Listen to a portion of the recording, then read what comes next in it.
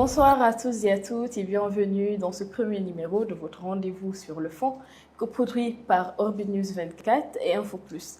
Pour ce premier numéro, nous recevons M. Bamamoudou Moustapha, président du Parti de la Renaissance pour le Vivre Ensemble. Pour cet échange, je suis accompagnée de mes confrères, cher Tijani Dia, directeur du journal Rénovateur et responsable de la plateforme Orbit News 24, et Amadou Sek, journaliste à Nouakchott Times. C'est bien ça? Bienvenue. Bonsoir à vous. Merci, bonsoir.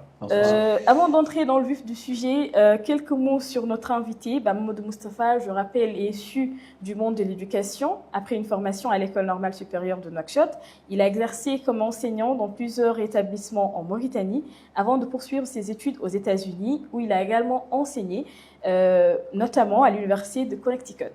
Il a également occupé des responsabilités au ministère de l'Éducation nationale. Son parcours est aussi marqué par un engagement politique en faveur du vivre ensemble et de l'unité nationale. Membre fondateur du Coalition Vivre Ensemble, dont il a été coprésident, il est aujourd'hui président du Parrain VE. Monsieur Ba, merci d'avoir accepté notre invitation.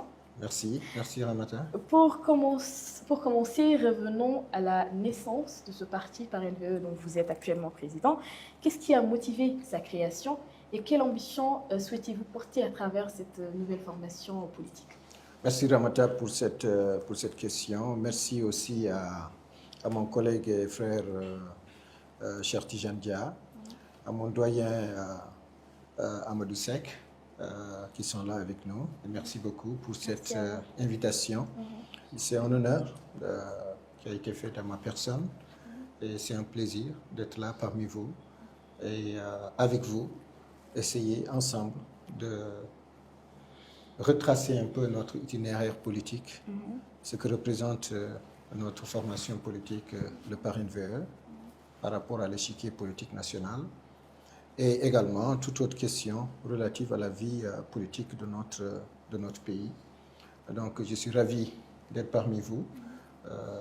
Avec humilité, je chercherai à répondre humblement à vos questions et répondre à vos aspirations. Donc je remercie la maison Info Plus. Je remercie aussi les réseaux de news, comment ça s'appelle encore? Orbit News. Orbit News 360 également. Et je remercie aussi notre frère pour cher Tijane. C'était quoi encore? Le Rénovateur. Le Rénovateur. Et Orbit News 24. Et Orbit News 24. Donc c'est un plaisir d'être parmi vous. Bon, à propos maintenant de votre question relative à notre parti politique, je crois bien, le Parrain VE, vous voulez un peu savoir la naissance du Parrain VE, d'où il vient. Vous savez que c'est une longue histoire par rapport au Parrain VE. Ça n'a pas commencé à partir réellement du Parrain VE.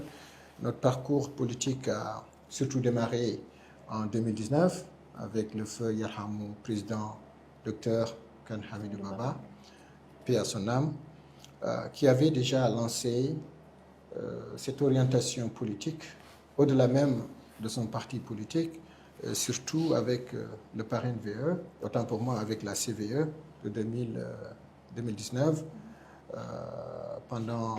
période pendant laquelle j'ai rejoint cette dynamique avec lui et l'ensemble d'autres Mauritaniens qui ont pensé que le vivre ensemble doit être au centre et au cœur du débat national.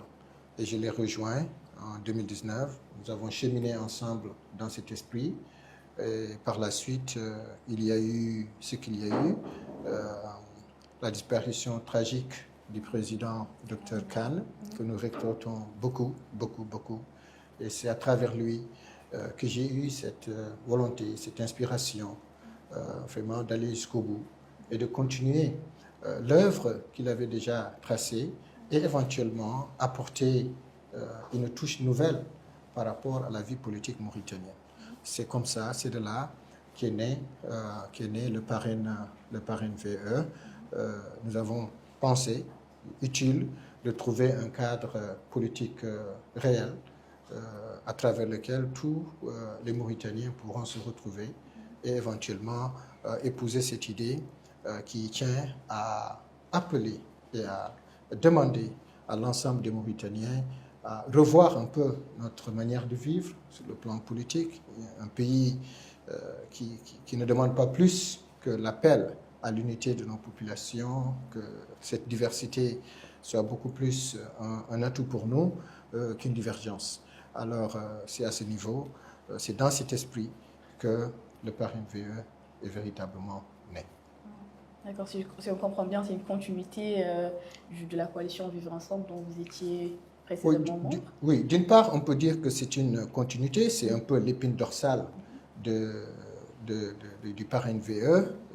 Beaucoup de ces cadres, certains sont issus de la coalition Vivre Ensemble.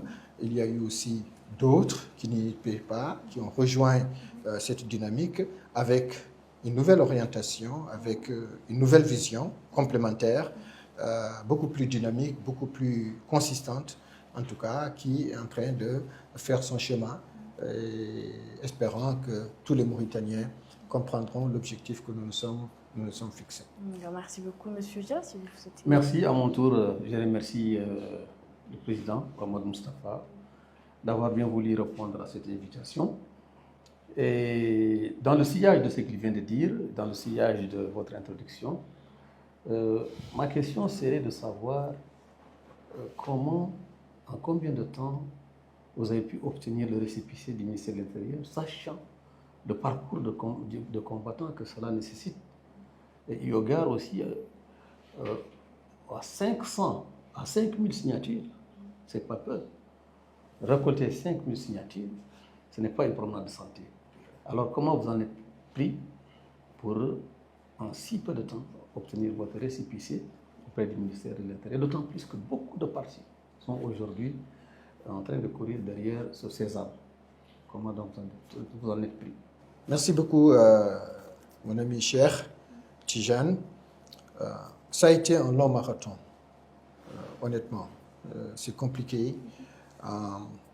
Bien avant même que cette loi soit adoptée au niveau de l'Assemblée nationale, il y avait déjà un processus qui existait auparavant. Nous avions déjà déposé, à l'image de tous les autres partis, une demande respectant les normes de la première loi. Et nous avions reçu juste un reçu de dépôt. Et on n'avait pas eu une confirmation quelconque du ministère de l'Intérieur à cette époque. Donc, à l'image des autres partis, nous étions dans cette situation. Et subitement, il y a eu cette fameuse loi votée et approuvée. Et on était surpris. Elle était pour nous liberticide, difficile, compliquée. J'ai attiré l'attention de tout le monde que nous ne pouvons pas faire autrement que d'attaquer cette loi. Et l'attaquer, c'est aller jusqu'au bout. Autrement dit, c'est d'abord de la comprendre. Nous l'avons réfutée. Mais on s'est dit qu'à un moment donné de la vie politique, il faut y aller. On ne peut pas rester, de notre point de vue, après concertation avec les cadres du parti, que notre volonté doit être de répondre et d'apporter une réponse réelle à cette loi. Et apporter une réponse à cette loi, c'est d'aller jusqu'au bout. Lire la loi, la comprendre, malgré ce qu'elle est, et aller jusqu'au bout. C'est ce que nous avons tenté de faire. Elle était contraignante. Elle est contraignante.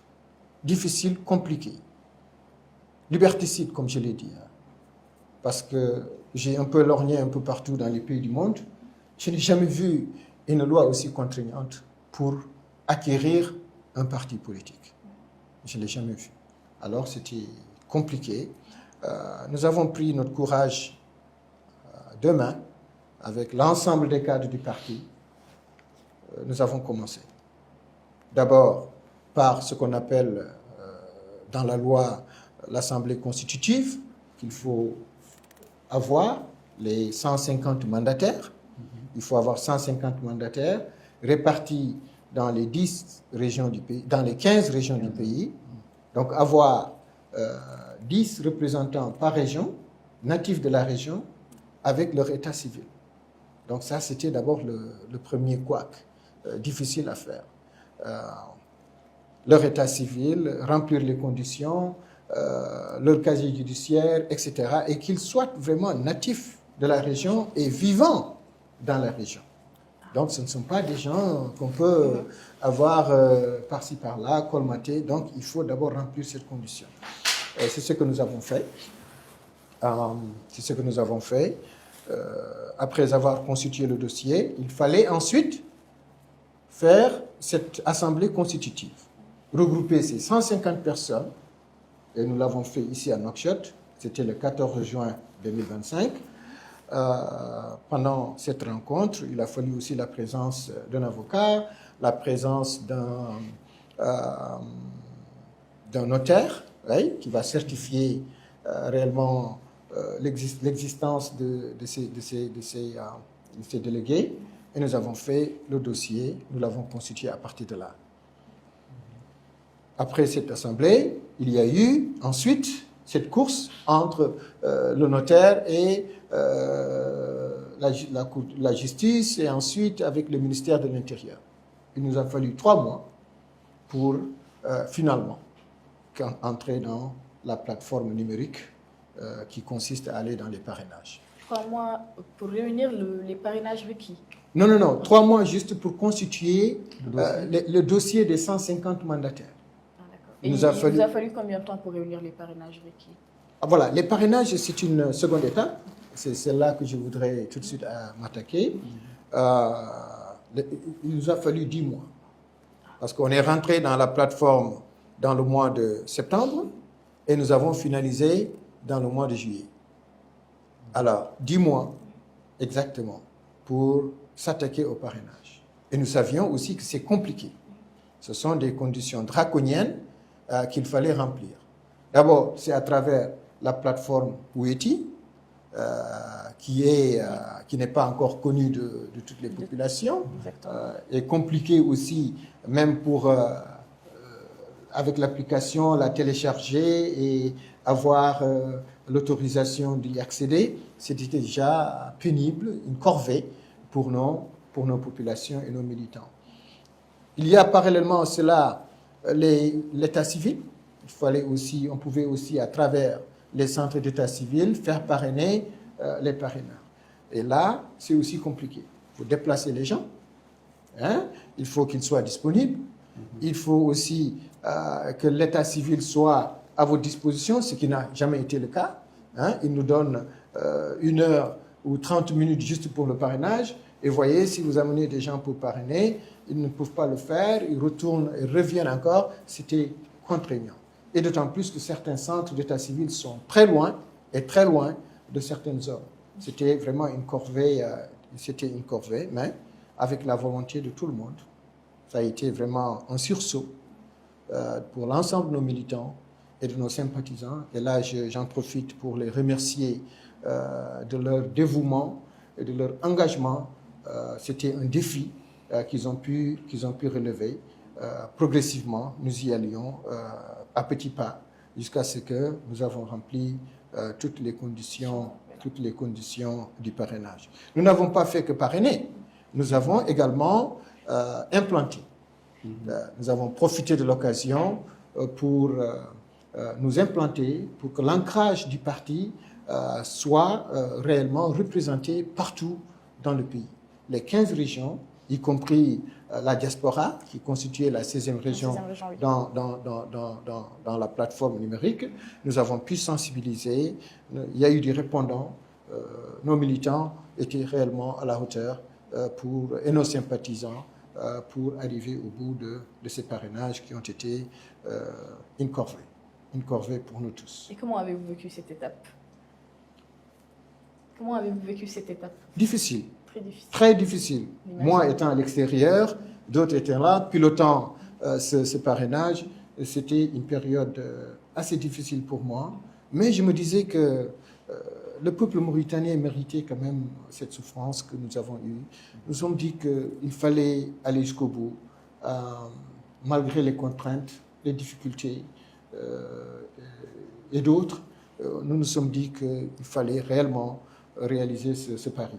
Il fallait le réaliser et nous l'avons réalisé avec brio Et là, je ne cesserai de remercier tout le monde, tous ceux qui ont apporté à la réalisation de ce projet, qui sera vraiment un outil pour le peuple mauritanien à travers les conceptions politiques et à travers sa philosophie. En tout cas, voilà un peu ce que représente le PARENVE. Très intéressant, Amadou Seck. Oui, votre chute nous plonge au fond du débat parce qu'on a déjà évoqué la flamme originelle avec le courant de feu Dr Kane Hamidou Baba, qui est devenu aujourd'hui à peu près votre parti. On a parlé des pots de banane glissés sous les pieds avec cette fameuse loi qui est extrêmement compliquée. Maintenant, on en vient au vif du sujet. Et le vif du sujet, c'est quoi? C'est que vous êtes maintenant un parti politique. Vous avez parlé d'implantation tout de suite. Là, on est au cœur du problème. Ça veut dire qu'il y a un essai. Maintenant, la perspective, la grande question, c'est de transformer cet essai-là à l'occasion des prochaines consultations électorales, qu'elles soient municipales ou législatives. Bon, ce que je voulais savoir, c'est un peu l'état d'esprit et votre degré d'optimisme par rapport à la possibilité, effectivement, d'avoir le maximum de représentants dans les assemblées municipales et à l'Assemblée nationale au cours des prochaines consultations électorales. Quel est votre degré d'optimisme? Qu'est-ce que vous pensez? Est-ce que vous pensez réellement être là et très présent? Merci, doyen Seck. Pour compléter sa question, pour qu'il n'y ait pas de questions disparates, juste, je voudrais avoir une idée, justement, puisqu'on parle de constitution du parti, quels sont les organes de ce parti? Quoi sont constitués les organes? Est-ce que c'est de façon traditionnelle, orthodoxe, ou bien est-ce qu'il y a une nouveauté, une rupture par rapport à ce que nous avons l'habitude de voir tout le temps au niveau des partis? Quels sont vos organes? Voilà, je répondrai d'abord à la question des instances et après... Les instances. Par rapport aux instances, il y a effectivement une nouveauté. Traditionnellement, c'est centralisé au sein de la grande direction, mais avec nous, avec le PARENVE, dès le départ, nous avons tenu à l'autonomisation des régions, des départements, les wilayas, autant pour moi les départements et aussi dans les communes. Ces structures s'organisent elles-mêmes. Elles rendent compte à la direction, au bureau exécutif, mais ce ne sont pas des structures qui dépendent directement du point de vue activité ou approche par rapport à la direction centrale. Ils ont une certaine autonomie d'organisation, une certaine autonomie de s'implanter. Nous les laissons à leur guise. S'implanter, c'est acheter une carte, d'habitude, une carte de membre, nous le ferons, mais c'est en fonction de ces régions, de leur potentialité, de la situation sociale sur place, c'est à eux de décider réellement ce qu'ils veulent faire. Ce n'est pas à nous de décider à leur place. C'est ce qui a d'ailleurs aidé que cette implantation a été beaucoup plus fluide et les populations ont répondu avec masse. Ce ne sont pas des exigences d'achat de cartes, que nous imposons aux gens. Non, non, non. Vous venez, ce sont des questions symboliques. Ce sont des questions symboliques. Il n'y a pas un tarif standardisé au sein de cette implantation. Elle est volontaire, elle est participative, elle est beaucoup plus souple et ouverte pour que les populations viennent adhérer au parti. Nous sommes dans cette dynamique du point de vue structure. Nous avons aussi créé au niveau de nos structures des associations sociales telles que les coopératives, parce que le parti aussi apporte beaucoup de soutien à certaines zones vulnérables. Ces structures aussi sont plus ou moins indépendantes, mais rattachées au parti. Et c'est ce qui a d'ailleurs donné un élan important à notre parti. Voilà, c'est un peu différent par rapport aux anciennes pratiques que nous avons connues. Nous avons appris, hein, nous avons, comme on dit en anglais, we learn by mistakes, hein, our mistakes, c'est-à-dire que nous avons appris hein, à travers certaines erreurs et ne pas les reproduire avec ce nouveau parti qui va être beaucoup plus fluide hein, dans sa fonctionnalité et qui va être beaucoup plus participative tel qu'on l'avait vécu dans le passé. Bon, il y a toute une batterie d'organisations qui est là, établie, réfléchie par les cadres du parti et qui sont disponibles. Tout un chacun qui voudra y accéder pourra éventuellement voir un peu le schéma que nous proposons, que nous avons fait et que nous avons proposé au niveau du parti. Maintenant, revenons à la question de mon doyen Seck, qui consistait surtout à parler des échéances politiques qui se dresseront devant nous par rapport aux élections municipales ou législatives. Le parti, nécessairement, c'est sûr, va s'activer pour répondre présent à ces échéances avec beaucoup de courage, avec beaucoup de participation. Mais je voudrais quand même revenir sur ce fléau, c'est-à-dire que nous avons un message d'abord. Ce qui est l'aspect le plus important pour nous, c'est que nous avons un message que nous portons. Ce n'est pas d'avoir tout de suite des députés ou des maires ou des conseillers municipaux, c'est la fin des choses, mais nous avons un message que nous voulons transmettre au peuple mauritanien. Et ce message, c'est évidemment la cohésion nationale. Comment cette classe politique mauritanienne puisse, et ensemble, engager cette cohésion nationale, qui est fondamentale pour nous, et le vivre ensemble. Et à travers ça, aller aux élections municipales, législatives, et récolter, je suis sûr, beaucoup de sièges à l'Assemblée nationale et aussi des mairies. Vu l'engouement, vu l'impact que le parti a aujourd'hui, je suis sûr que le parti fera belle figure dans les prochaines élections municipales, et législatives et régionales. Et concrètement, quelle est l'ambition de ce parti? Est-ce devenir une force d'opposition ou une force de proposition ou encore un acteur susceptible de participer à la recomposition du paysage politique? Ah oui, nous le sommes déjà. Modestie à part, nous le sommes déjà. Nous sommes une force politique incontournable, d'autant plus qu'elle ne démarre pas de maintenant. Un peu d'histoire. Hein? En 2019, tout le monde a vu ce qu'elle a pu faire. Et c'est la même dynamique. En 2023, c'est nous-mêmes qui étions membres, qui avions soutenu la JDMR. Hein? Et nous avons joué un rôle déterminant pour l'acquisition de ces députés, et de ces conseillers municipaux. Nous l'avons fait et nous avons joué un rôle essentiel pour cela, et je l'assume. Nous avons aussi joué un rôle très important avec les élections de 2024, aux côtés du président Biramda Abe. Nous étions un peu partout. Et là où nous étions, nous avons fait des résultats imprévus. Ah oui, nous avons gagné beaucoup de bureaux et c'était pas quelque chose de donné. Nous nous sommes battus et depuis lors, le parti a une assise populaire assez très importante dans le pays. Maintenant, pour ce qui est de l'échiquier politique national, notre place est claire. Nous avons notre vision, nous avons nos ambitions et nous sommes ouverts aux autres partis politiques. Nous ne prétendons pas être les sauveurs, mais nous prétendons être une dynamique politique réelle, avec une assise populaire réelle, avec un répondant juste qui tient vraiment à avoir sa place claire dans l'échiquier politique national. Et nous le sommes déjà.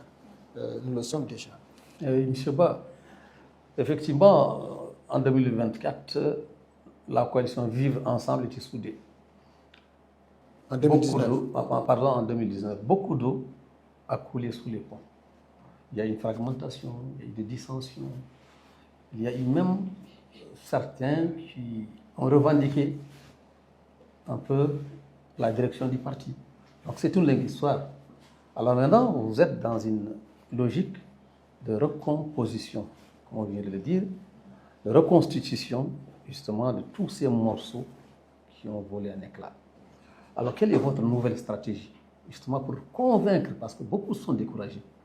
Comment vous allez faire? Quelle est votre stratégie pour convaincre tout ce monde parti, de convaincre à revenir et à reprendre un nouveau souffle? Voilà, c'est regrettable ce qui s'est passé en 2019. C'est vraiment regrettable.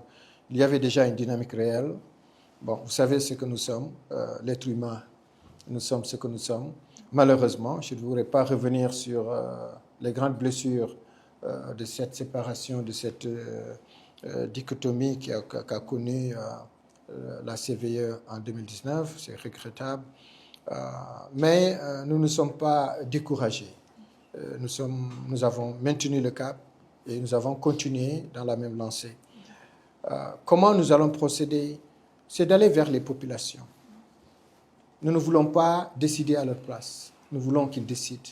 Nous voulons créer, en tout cas faire une politique de proximité.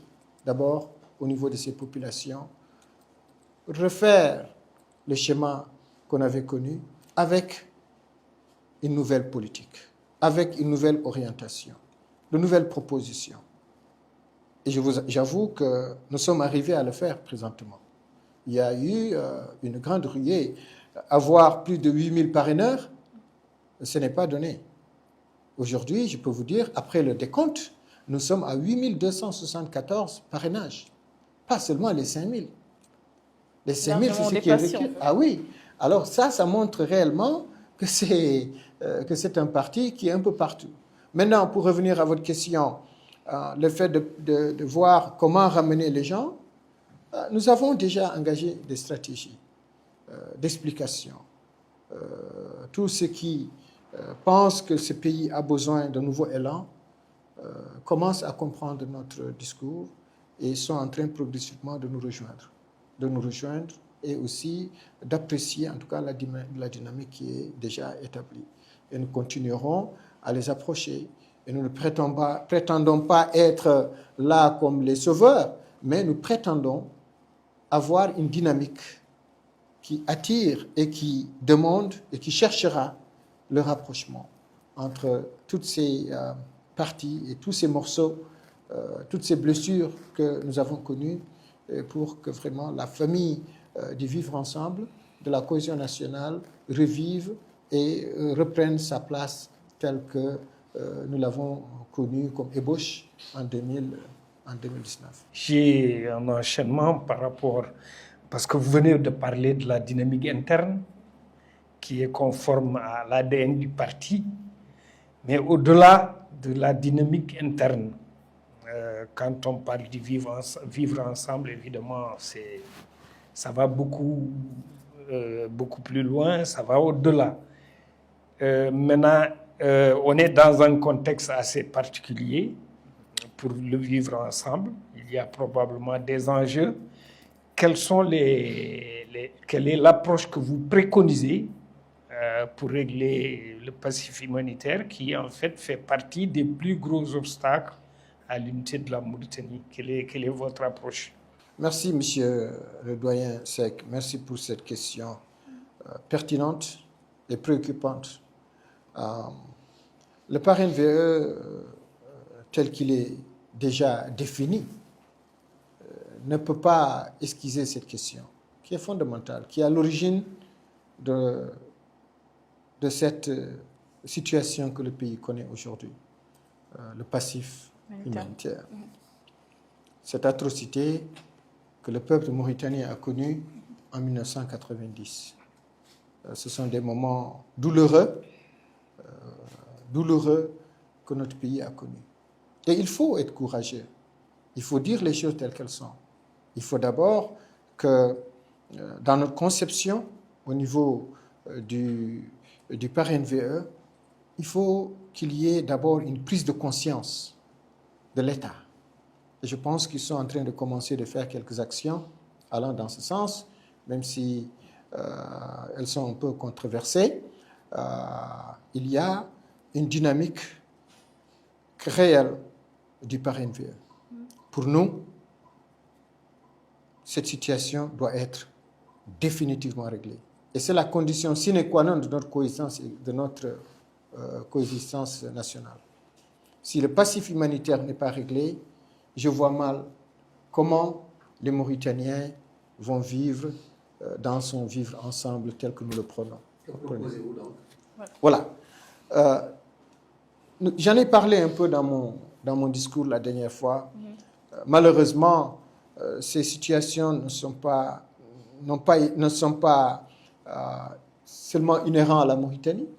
Il y a eu des situations semblables ailleurs, avec des atrocités différentes, mais dans le même concept. Ailleurs, certains peuples ont pu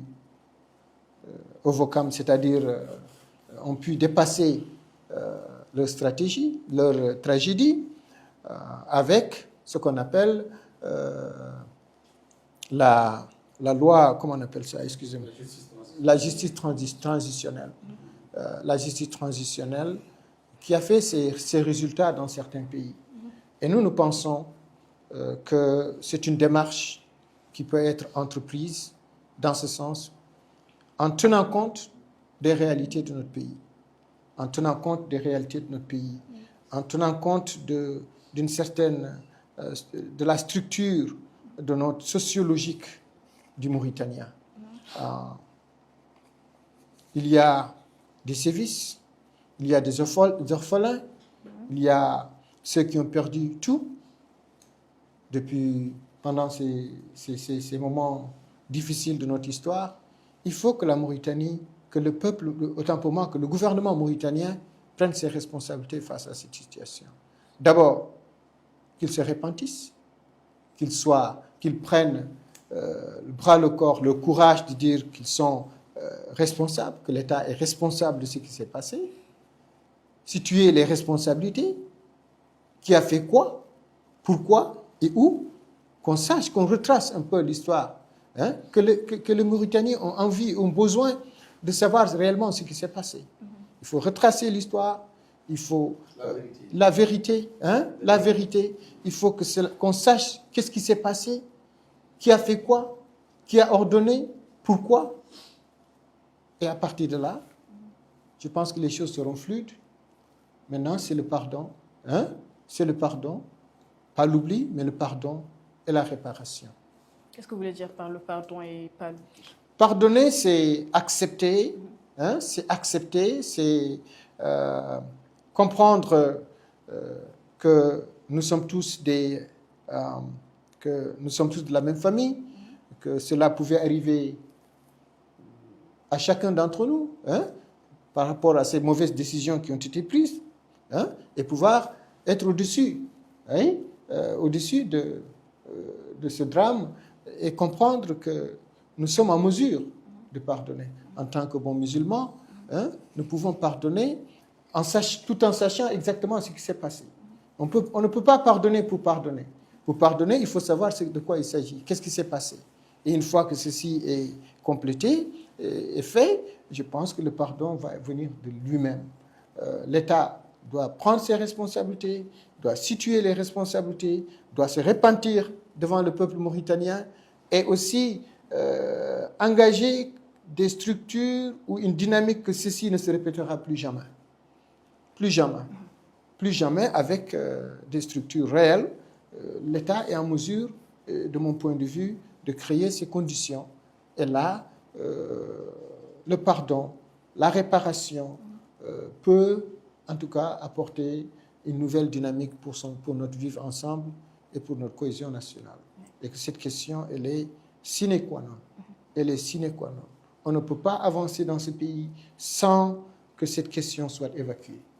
Il faut qu'elle soit définitivement évacuée et que tout un chacun puisse s'identifier à ce pardon et à ce passage avec plusieurs choses, plusieurs aspects complémentaires qui vont accompagner cet aspect, par exemple, créer une journée nationale pour la mémoire, que l'histoire, qu'on enseigne même ces événements à nos enfants, à l'école, pourquoi pas, et ils comprendront, et que ça pourrait apporter une nouvelle orientation du peuple mauritanien. Je pense que Dia souhaiterait rebondir. Oui, juste, en fait, une autre question. Je pense qu'on a parlé tout au début de l'ambition. On a parlé également d'une volonté de redynamiser. Ce parti, il est jeune, il n'a pas encore commencé ses activités, réellement sur le terrain, je veux dire. Et face à la situation qui prévaut actuellement sur le terrain, avec des partis traditionnels qui ont du mal à occuper le terrain, et un monopole de fait du parti au pouvoir, donc les partis satellites qui gravitent autour de la majorité présidentielle. Où est-ce que vous vous situez par rapport à toutes ces forces-là? Vous êtes vous-même une structure ou un parti qui a sa propre ligne de conduite très claire, très nette, ou est-ce que quelque part vous vous rapprochez de certaines formations politiques, notamment de l'opposition, ou que vous êtes tenté de vous rapprocher du pouvoir? Parce qu'il faut quand même que ça soit clair, que les Mauritaniens sachent quelle est votre position politique. Tout à fait. Merci, cher, pour cette question aussi pertinente. Notre position est très claire. Avant tout, nous avons une épine dorsale propre au PARENVE qui se base ou qui se stipule, qui s'identifie à notre vivre ensemble. Et nous voulons nous démarquer de toute dynamique, quoi qu'elle puisse être, n'allant pas dans cette orientation. Et nous sommes de l'opposition. Nous ne sommes pas de la majorité présidentielle, ni d'une opposition qui se réclame centriste. Non, nous sommes une opposition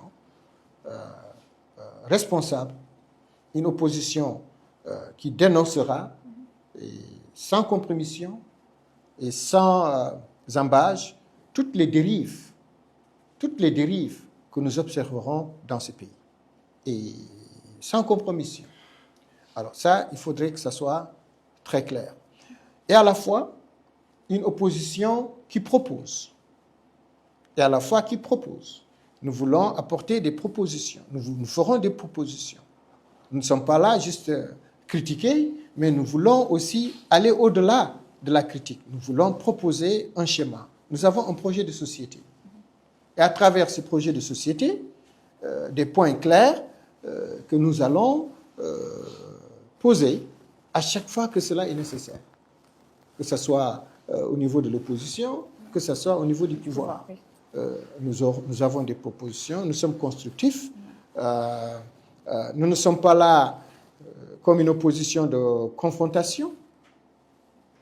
Nous ne sommes pas là pour l'immobilisme, mais nous sommes là pour le progrès. Nous voulons que ce pays sorte de ce carcan que nous avons vécu pendant très longtemps, cette dualité qui a un peu freiné le développement de ce pays. Un pouvoir avec ses belles phrases, avec tout un discours autour, et nous savons ce qu'il en est, et également une opposition par moment qui est beaucoup plus... qui revendique sans proposer, sans apporter du sang neuf. Il faut que nous arrivions maintenant à dépasser ce stade.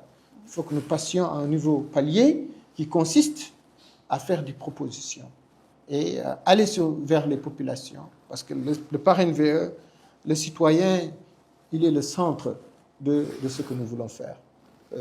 Qu'il propose plus, qu'on écoute les citoyens et qu'on répercute à travers cette dynamique pour que le peuple mauritanien en bénéficie. Ceux qui dirigent, ceux qui sont dans l'opposition, ensemble, que nous voyons plus l'intérêt général, l'intérêt de ce pays, qu'on ne s'oppose pas juste pour s'opposer, qu'on ne soit pas au pouvoir juste pour être au pouvoir, mais que nous soyons là pour l'intérêt du peuple mauritanien. La Mauritanie en a besoin. Vous entendez donc participer au dialogue politique? Absolument. Matérialiser votre position sur le terrain. Tout à fait.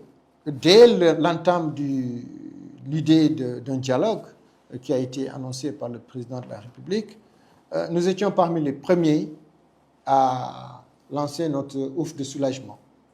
parce que l'épine, en tout cas le sens même du parrain NVE, c'est le dialogue. Et nous pensons et nous sommes convaincus que dans ce pays, à l'état où nous sommes, le dialogue est notre issue. Et l'une de nos issues qui permettrait aux Mauritaniens de se parler, d'échanger et aussi de dépasser certains clivages et de régler beaucoup de problèmes. Oui, exactement. Et quelles réformes souhaitez-vous mettre sur la table? Ah, mais les réformes sont multiples. Aujourd'hui, on l'a déjà évoqué, le passif humanitaire, l'éducation, le foncier, et tant d'autres aspects qui assaillent et qui sont des facteurs de division dans notre pays. Exactement. Parallèlement à ça, la mauvaise gouvernance qui est perpétuée par le clanisme, par le tribalisme, le régionalisme, le clanisme, qui mine notre système politique aujourd'hui. Ce qui fait que nous sommes un peu à une situation de non-retour. J'ai l'impression que ce pays est à l'arrêt par rapport à cette situation qui gangrène notre vivre ensemble. Et on ne peut pas continuer dans cette situation. D'autant plus que ce n'est pas inhérent à l'état où nous sommes présentement, c'est quelque chose qui émane, qui vient de loin. C'est plus de 6 décennies maintenant que nous nous trouvons dans cette situation. À l'état où nous sommes, c'est un peu l'aboutissement de tout ce cheminement qui fait que la stratigraphie du pays politique actuel émane de cette succession de malgouvernance et aussi de clanisme et autres qui empêchent ce pays de décoller. Et on ne peut pas faire autrement. Vous parlez de mauvaise gouvernance, problèmes liés à la gouvernance. Là, j'aurais besoin d'un petit commentaire. Vous rentrez de Nouadhibou, vous avez fait le tronçon Nouakchott-Nouadhibou. Quel commentaire avez-vous à faire au sujet de son état? Ça, c'est un. Deux, il y a derrière une autre question qui peut être liée, qui peut nous ramener à la vie du parti. Quel bilan faites-vous de la tournée que vous venez d'effectuer à Nouadhibou, une tournée de 4 jours? Un petit commentaire aussi à ce sujet. Voilà. Merci, doyen Seck. Oui, effectivement, je rentre de Nouadhibou hier soir. Capital économique. De Nouadhibou. J'ai fait la route à l'aller comme au retour. Cette route est dangereuse. Elle devient de plus en plus étroite. Elle est occupée d'abord par les dunes de sable. Des ruptures dans cette route. C'est lamentable. Ce n'est pas digne d'un pays qui émerge. En faisant cette route de Nouakchott à Nouadhibou, elle est dangereuse. Elle est en état défectueux, des tronçons un peu partout. C'est une image qui n'est pas digne d'une Mauritanie en émergence. Ce sont des choses élémentaires pour quelqu'un qui a beaucoup voyagé dans les pays. Pour moi, l'état de nos routes constitue le premier danger que nous suivons, en tout cas une fois que nous voyageons. Par rapport maintenant à ma mission, à ma visite à Nouadhibou, elle a été une réussite totale. Une réussite totale. J'ai pu rencontrer des militants, des sympathisants, certains que je n'ai jamais connus, qui ont répondu massivement à mon passage et qui sont venus nous rendre visite avec leur structure de base. Et c'est encourageant et je suis même surpris de cette dynamique et de cette volonté d'appartenance au parrain NVE et aussi à l'impact et de l'espoir qu'ils ont pour ce parti, et c'est très encourageant. Monsieur Dia, une dernière question. Oui, la dernière question, c'est...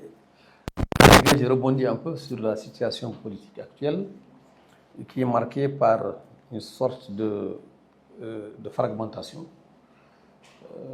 Est-ce que vous pouvez participer en tant que parti flambant neuf à la recomposition de ce paysage politique et par quel discours, par quel acte? Oui, mais, je crois que, merci, monsieur, cher Tijan. Nous avons une identité déjà. Nous avons une identité et nous avons une force. Cela ne veut pas dire que nous n'allons pas vers les autres. Évidemment, nous sommes disposés à discuter avec toutes les forces politiques actuelles. Et nous avons commencé d'ailleurs à le faire en tenant, en leur proposant notre projet de société, hein, et en essayant vraiment de galvaniser d'une autre manière notre opposition, en les attirant vers une opposition responsable, une opposition créatrice de nouvelles idées, une opposition innovatrice. Nous allons continuer à rencontrer nos collègues dans l'opposition et nous sommes sûrs jusque-là que le discours est en train de passer. Beaucoup sont venus à l'appel, ont répondu à l'appel de notre conférence de presse. Ils ont apprécié le discours.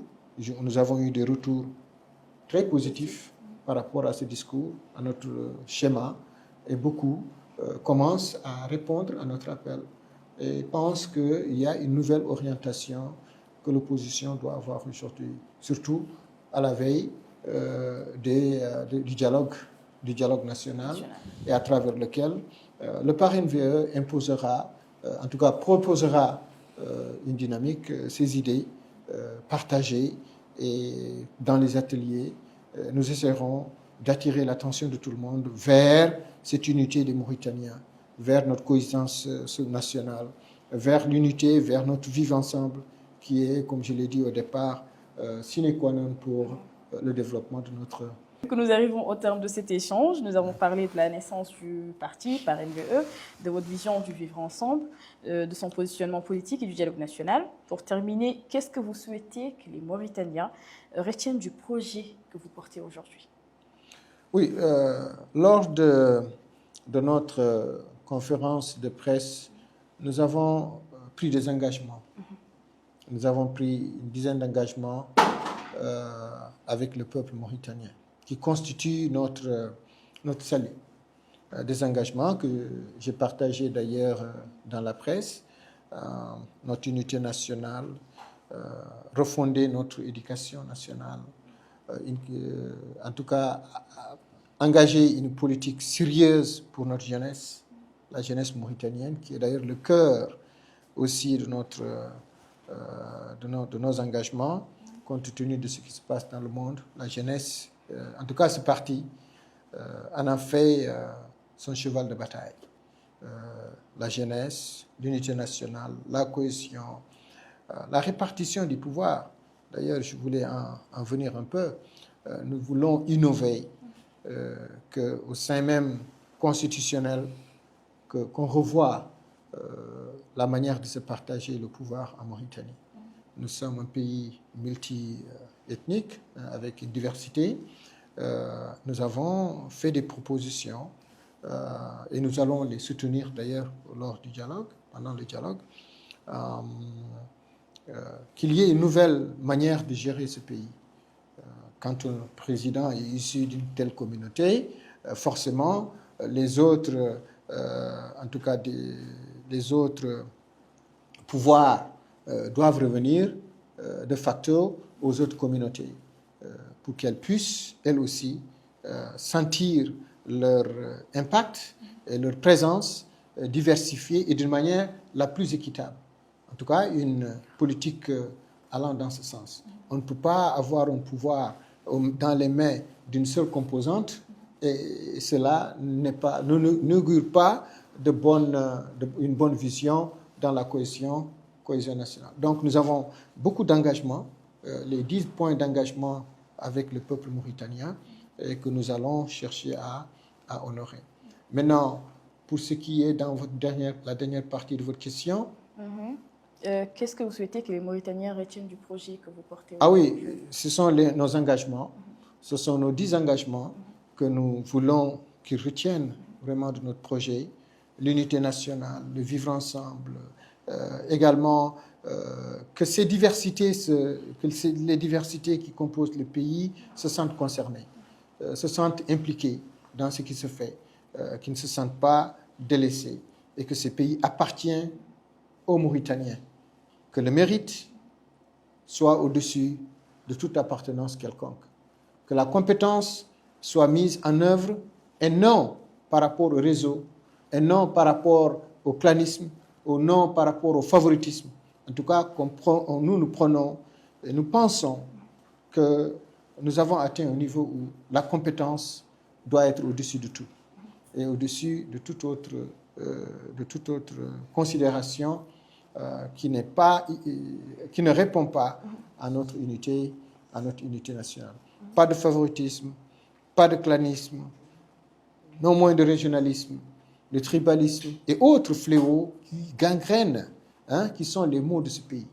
Nous voulons donner une nouvelle image du Mauritanien, une nouvelle civilité du Mauritanien pour que tous, en tout cas, se retrouvent et qu'on revienne un peu à l'état tel que nous rêvons, une Mauritanie réconciliée avec elle-même, une Mauritanie flambant neuve, avec une nouvelle refondation qui va aider en tout cas cette dynamique de cohésion nationale et aussi du vivre ensemble. Merci beaucoup à vous, M. Mahmoud Moustapha, d'avoir accepté notre invitation et répondu à nos questions. Merci également à mes confrères, M. Chartidiane Nidia et Amadou Seck. Merci également à vous de nous avoir suivis. On se retrouve très bientôt dans un autre numéro. C'est à moi de vous remercier. Merci beaucoup. Merci, tout le plaisir. Merci à vous. On se retrouve à très bientôt dans un autre numéro de votre rendez-vous sur le fond. Merci.